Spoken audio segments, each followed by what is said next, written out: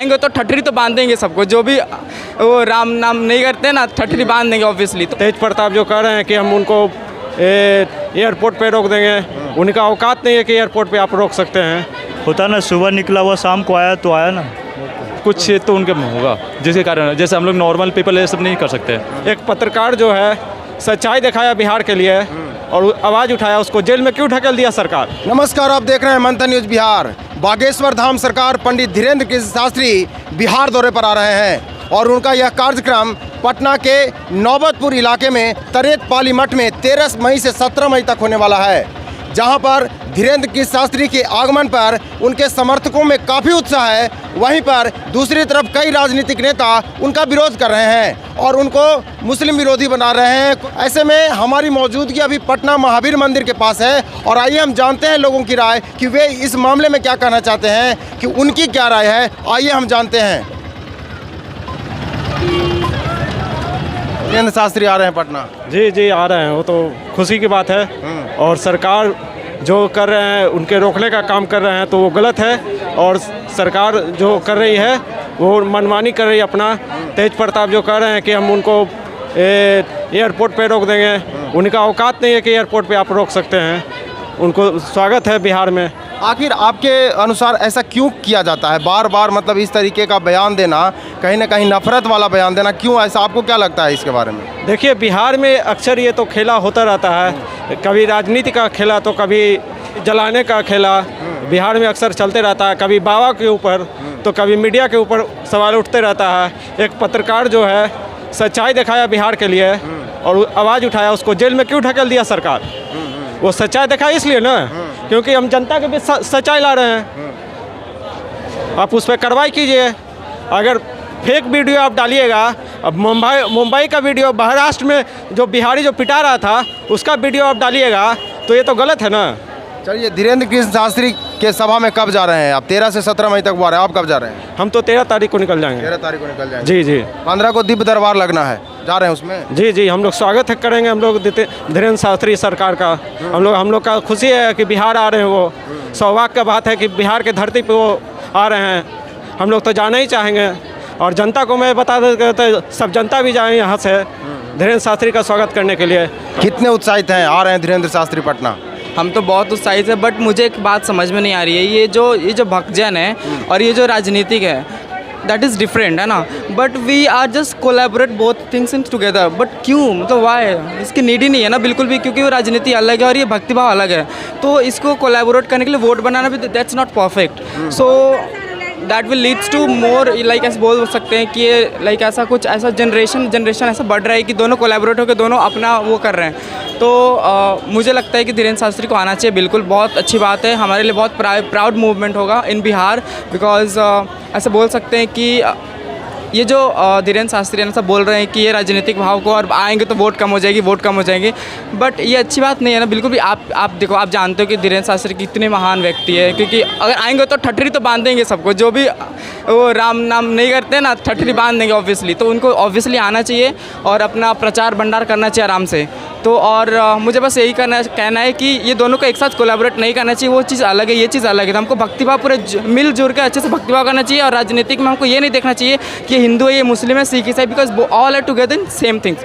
सो ऐसा नहीं बोलना चाहिए। तो मेरी बस एक ही है कि दोनों को कोलैबोरेट नहीं करें, दोनों को अलग अलग अपने अनुसार अपने अलग अलग अपने पॉइंट ऑफ व्यू से देखना चाहिए, ताकि हमारा देश और आगे तरक्की कर पाए। धीरेन्द्र शास्त्री के बारे में आपको कौन सी बात है जो सबसे ज़्यादा आकर्षित करती है, अच्छी लगती है, जो आपको उनके प्रति श्रद्धा भाव आता है?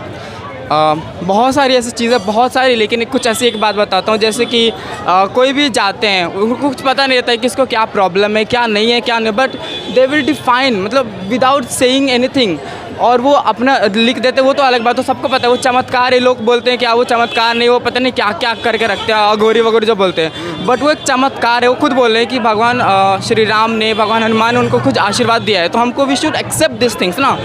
सबसे पहले तो वो सनातन है, बहुत ठटरी बांध देते सबको सनातन है। वो एक मतलब ऐसा स्ट्रांग था सनातन है, मतलब जिस धर्म को मानते हैं उसी को मानते हैं, बस दूसरा नहीं चाहिए। और पहली बात वो अभी कभी भी जितने भी धार जितने भी कहीं भी बैठे, कहीं भी प्रचारण किए हैं, वहाँ पे कभी भी राजनीतिक शब्द घुसाया नहीं वो. They don't include anything about राजनीतिक और anything politics about that.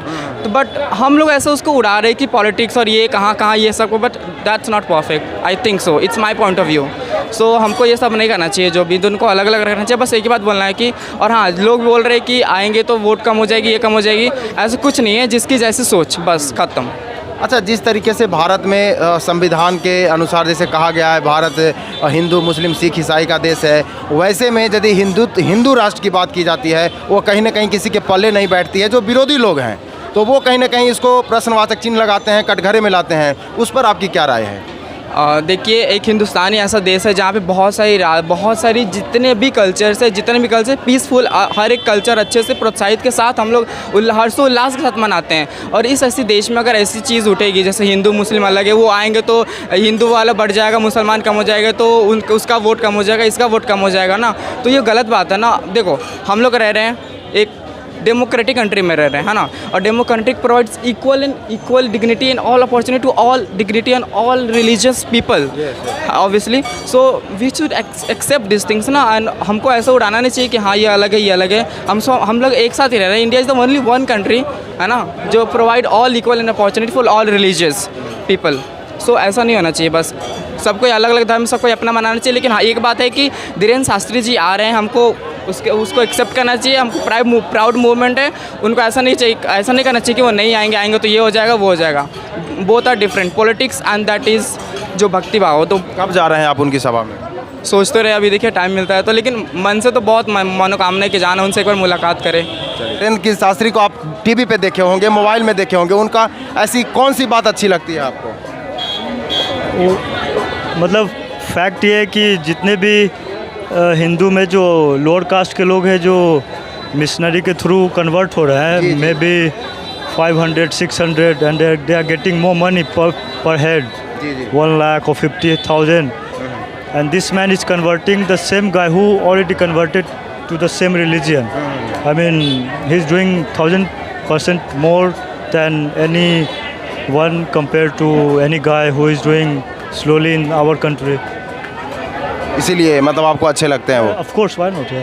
I mean, Sanatan Dharma में बिछड़ के आ रहे हैं तो अच्छी बात है. होता ना, सुबह निकला हुआ शाम को आया तो आया ना. 15 को दिव्य दरबार लगना है. वही दिव्य दरबार जिसमें कि वो किसी को बुला लेते हैं और उसके मन की बात व्यथा कहने से पहले वो खुद पैड पे लिख देते हैं. वीडियो देखा, यूट्यूब वीडियो जिसपे मतलब फेस रीडिंग उनका अच्छा है, प्लस माइंड की बातें भी जानते हैं वो अच्छे से. तो माइंड की बात जानते हैं तो लोग कहते हैं कि ये फेक है, ढोंगी है. मतलब आपको क्या लगता है कि कोई ईश्वरीय शक्ति है उनमें? कुछ ना कुछ तो पावर होगा, भले ही वो मतलब प्राकृतिक भले ही नॉलेज ना हो, लेकिन कुछ तो उनके में होगा जिसके कारण, जैसे हम लोग नॉर्मल पीपल ये सब नहीं कर सकते, लेकिन वो करते हैं. मतलब कुछ तो उनमें मतलब अलग चीज़ की मतलब होगा.